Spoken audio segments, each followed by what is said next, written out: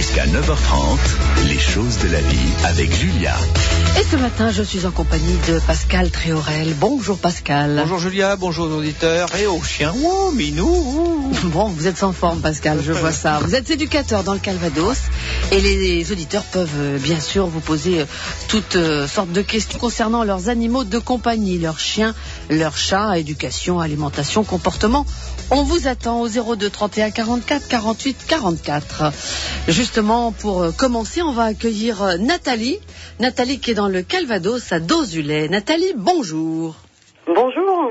Bienvenue Nathalie. Allô ? Oui. Pascal vous écoute. Oui, bonjour Pascal. Voilà. J'ai un jeune chien et il a 8 mois et il présente de plus en plus de crainte envers les hommes. Pascal. Oui, bonjour Nathalie. Vers les hommes sexe homme ou hommes et femmes ou humains? Non, les sexes hommes. Exclusivement sexe homme. Oui. Et vous vivez peut-être dans un monde que féminin.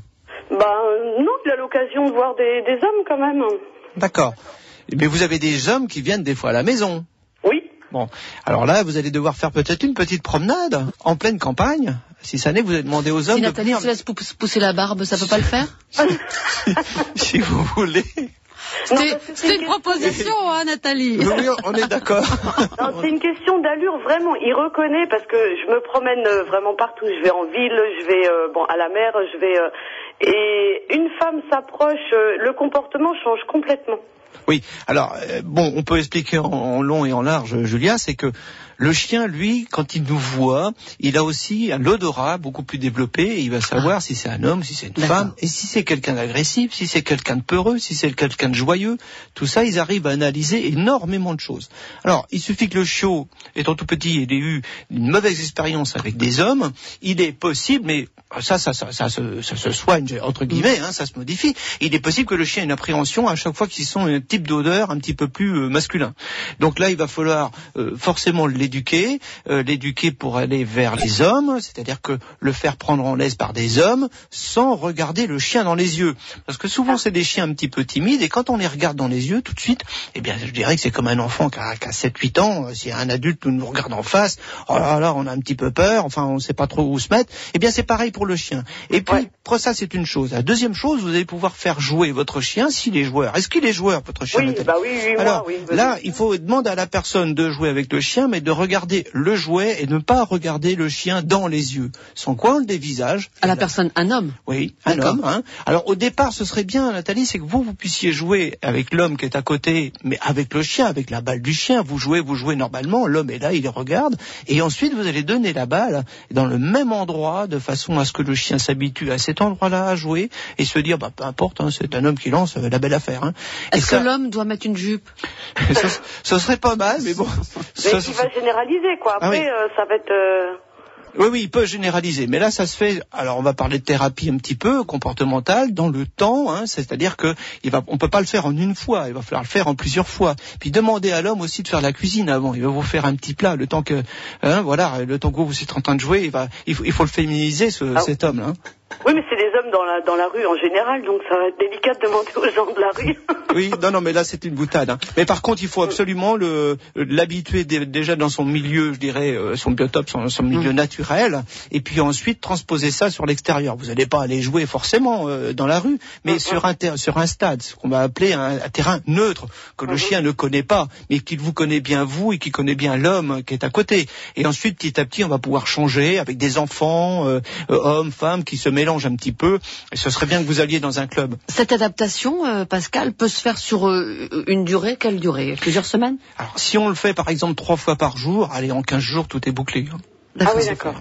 Si on le fait une fois toutes les semaines, là, il faudra beaucoup plus longtemps. Mais à l'âge où à votre chiot, Nathalie, faites-le très rapidement, parce que là, il est encore à l'âge de l'ado. C'est un mâle, au fait? Lui. C'est un mâle, oui. Est-ce qu'il lève la patte pour faire pipi? Non, pas encore. Donc là, vous avez encore du temps un petit peu pour le faire correctement. On appelle ça la socialisation, mais socialisation pas forcément entre chiens, puisque ça doit bien se passer, mais surtout sur les humains. Donc ça se fait, mais il faut le faire assez vite. Voilà, Nathalie. Ouais. Bon, vous avez un bon copain, Nathalie, qui peut vous aider? Oui, j'ai bien trouvé du monde. Allez au travail. Est-ce qu'elle peut devenir copine, le copain? copine, c'est-à-dire. Avec un sac à main, etc. Ah, vous voulez le travestir un petit peu? Voilà, Je vais exactement. demander au boulanger, je lui fais un petit coucou en passant, il sera d'accord. Oh ouais, Ah ouais, ce serait trop drôle. Et vous faites des photos, hein. Et vous nous les envoyez, qu'on rigole un peu. Non, mais on plaisante, hein, Nathalie. Oui. On est là pour rigoler. Mais voilà, tentez le petit conseil de Pascal. Et puis Pascal est régulièrement chez nous. N'hésitez pas à revenir vers nous, d'accord? D'accord, merci beaucoup. Bonne journée, bon courage, Nathalie. Merci, à vous aussi. À au revoir. très bientôt. Alors, nous avons également Daniel. Daniel qui est à Caen avec nous. Daniel, bonjour. Allô? On n'a pas Daniel? Bon, peut-être Marilou alors. Tu as Marilou? Non, Daniel. Daniel. Bon, j'ai une petite chatte qui va avoir 4 ans. J'ai mon fils à Noël, il a acheté dans un magasin du côté de Saint-Gabriel un jouet qui fait qui fait des petits flashs par terre qui tournent et tout ça, un laser. Oui? Et le chat, depuis, elle me le demandait, elle a joué, puis après, elle n'en voulait plus. On avait l'impression qu'elle recevait des coups de magnétisme. Vous savez, elle a le poil qui serrit sur le dos, qui tire la peau, et puis elle se gratte le dessus de la queue, les pattes, entre les pattes. De quoi que ça peut venir, ça? Est-ce que c'est le jouet qui est en question, là, Pascal? Alors c'est vrai que là je vous vois faire des yeux, Julia, mais c'est possible qu'un jouet mette un animal dans un état un petit peu spécial. Ouais. Ce que nous décrit Daniel, en fait, c'est un petit laser, ça va aller partout sur le mur, dans tous les sens. Pas plus d'une minute par jour ce jeu, pas plus d'une minute, d'accord? Oui. Parce qu'autrement le chat se fixe sur cette petite chose, et puis il va y avoir quelque chose à se développer. Vous savez, quand on a une montre et que le soleil vient sur la montre, il va suivre ce petit rayon un petit peu partout dans la maison. Et on en a tous des portes justement où le métal qui va réfléchir, etc. Donc ce petit faisceau, le chat va aller dans tous les sens et ça va un peu aller l'abrutir, on va dire le mot, mais ça peut un peu le déstabiliser. Alors qu'il hérisse les poils sur la queue et qu'il s'en gratte après, c'est tout à fait possible. Oui, c'est ça. Donc ça, il va falloir diminuer votre jeu, pas plus on l'arrêter. Oui, bon, vous pouvez l'arrêter. Parce que hier après-midi, elle a fait 4 fois la même chose. On était en train de jouer. Et puis on a de la moquette par terre. Est-ce que le rayon a pénétré dans le... Non, pas du tout. Là, elle est pucelée, on a pensé à la puce. Non plus. Là, alors c'est où il y a est-ce parce qu'elle a des puces, des petites bêtes. Non, on la peigne tous les soirs, elle est peignée. D'accord. Donc là, c'est bien quand vous avez utilisé le petite chose là qui s'est mise dans cet état-là. Donc arrêtez-le tout de suite. Oui. Et puis vous pouvez de temps en temps l'utiliser si vous voulez, mais bon, si ça lui réussit pas, ça lui réussit pas. Voilà. Bon, Voilà, Daniel. merci beaucoup. Bonne journée. Au revoir, Julien Bertrand. Merci. À Caen. Non, c'était Pascal, mais bon. Pascal. Pour une fois, ce sera Bertrand. Entre Pascal et Bertrand. Oh. Non, c'est Pascal et Julia. Oui, j'ai dit Julia Et Bertrand. et Bertrand. Ouais. On va y arriver, Daniel. Bonne journée à vous. Merci de votre appel. À très bientôt. On retourne au standard de France Bleu dans un instant.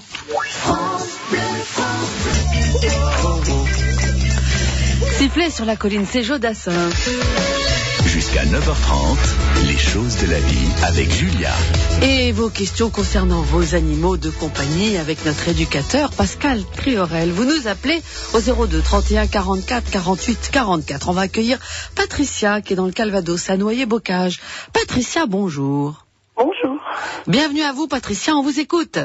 Bonjour, voilà, j'ai 2 Jack Russell et j'en ai la petite, la plus jeune.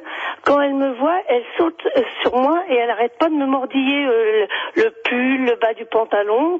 C'est pas méchant, elle est contente de me voir, mais bon, c'est un peu désagréable, quoi. Et je sais pas quoi faire. Pascal, un chien qui mordille, c'est désagréable, mais c'est peut-être pas méchant, si? Ouais, ça peut être les deux. D'accord. Parfait. Bonjour Patricia. Bonjour. Il a quel âge? Ouais. Elle a 11 mois. 11 mais mois. elle est pas du tout méchante. Elle se fait pas mal, quoi.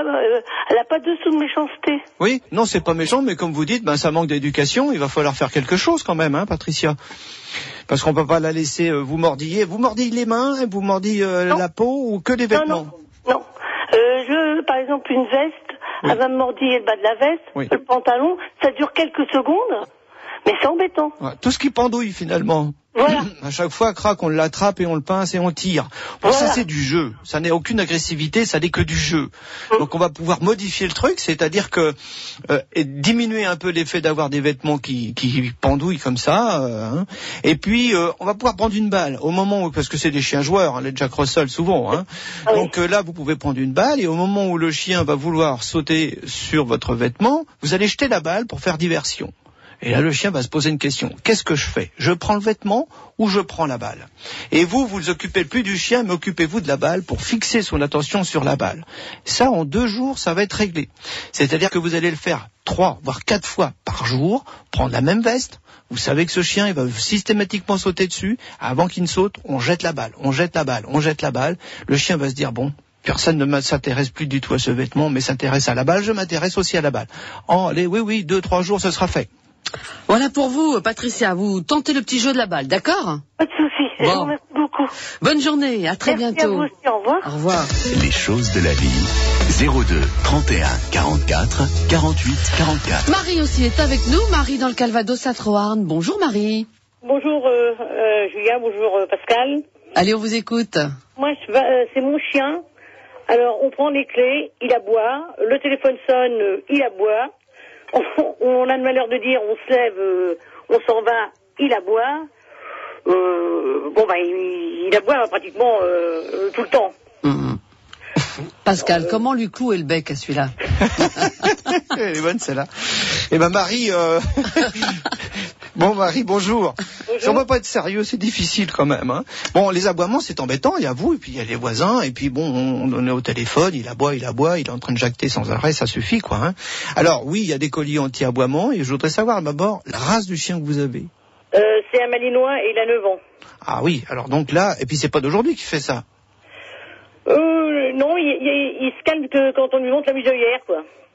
Ah oui, alors là c'est de la punition quoi, c'est hop, je te mets de la muselière. On lui dit tais-toi, mais une fois qu'il la voit plus, il recommence. Alors Marie, vu l'âge de votre chien, bon, les colliers anti-aboiement, c'est pas la peine parce que en fait c'est une activité qui cause cet aboiement, donc on va modifier ça. Vous allez être un peu plus ferme avec lui, c'est-à-dire que la prochaine fois qu'il aboie, vous allez lui dire non. Et s'il continue d'aboyer, vous le mettez dehors ou vous l'enfermez dans le garage ou dans la cave. Vous le mettez dans un endroit qui ne puisse pas, aboyer comme ça. Alors, vous voyez, la réaction, c'est tu aboies, je te dis non. Tu aboies une deuxième fois, je te mets tout de suite en punition. Mais ne le faites pas forcément par agressivité. Mais ok, tu continues d'aboyer, je ne veux pas de toi en punition. Ça va demander là aussi 3 ou 4 jours, de façon à ce que le chien se dise attends, quand on me dit non, je me suis fait mettre tout directement au placard, ça ne me plaît pas du tout. Sans agressivité, hein, Marie. Il n'y a pas besoin d'agressivité, hein. Mais en étant ferme. Mais Pascal, alors, il y a des façons de dire non. Oui. Différentes selon la personne. Quelle est la bonne façon de dire non à son chien? Oui. Et est-ce que toutes les races de chiens comprennent le même nom? Oui. Vous voyez ce que je veux dire? Oui. Vous pouvez le dire en anglais, en allemand, en ce que vous voulez finalement. Non, mais la façon dont on le dit, exactement. est-ce que c'est valable pour toutes les... Je vais vous le dire, quand moi je dis non à mon chien, je dis Huxel, non. C'est son nom, et hop, je le dis directement. Mais par contre, je vais tout de suite lui dire, si elle le fait bien, Huxel, c'est bien. Voilà. Alors, le mot même, il ne comprend pas le sens du mot, c'est l'intonation. Hein. Ouais, voilà. Hein, c'est pour ça qu'on peut parler dans toutes les langues, mais en français, le nom n'a qu'une syllabe, donc il faut choisir qu'une syllabe. Par contre, quand on dit un assis, il y a 2 syllabes, etc. Donc là, tout simplement, Marie, c'est le chien aboie, on lui dit son nom, non. Et ensuite, il persiste, hop, là, en punition, on le met à l'écart. Ok, Marie? D'accord. Vous essayez ça? Oui, je vais essayer ça. Alors. Comment vous dites non à votre chien, vous, Marie? Faites voir. Bah non. Bah non, faut pas faire comme ça. Faut faire comme Pascal. Non, ferme, non. Mais... C'est son nom, son petit nom, comment c'est? Wolfgang. Wolfgang. Wolfgang. Amadeus. Oui, non, c'est un V, c'est pas un W. Ah d'accord. Non, je dis Wolfgang, non. Non, faut être plus ferme que ça, Marie. Hein. Non, mais donc je lui dis ça, et s'il arrête pas, donc je l'enferme. Ah bah oui, c'est pas s'il arrête pas, c'est quasiment tout de suite, quoi. Il faut tout de suite qu'il comprenne, un aboiement, c'est non, le deuxième aboiement, puni. Bon, et ça, je fais ça bien pendant 5 jours, quoi. Ah oui, 5-6 jours. Oui. Bon, je vais essayer ça alors. Ok, Marie. D'accord, moi je vous remercie. Bonne journée, bon courage. Vous aussi, au revoir. N'hésitez pas à revenir vers Pascal si vous avez besoin D'accord, d'autres merci, au conseils. revoir. Il reviendra prochainement, Pascal. Merci Pascal Tréorel Mais il me d'avoir regarde, été c'est moi. avec nous et à très bientôt sur l'antenne de France Bleu.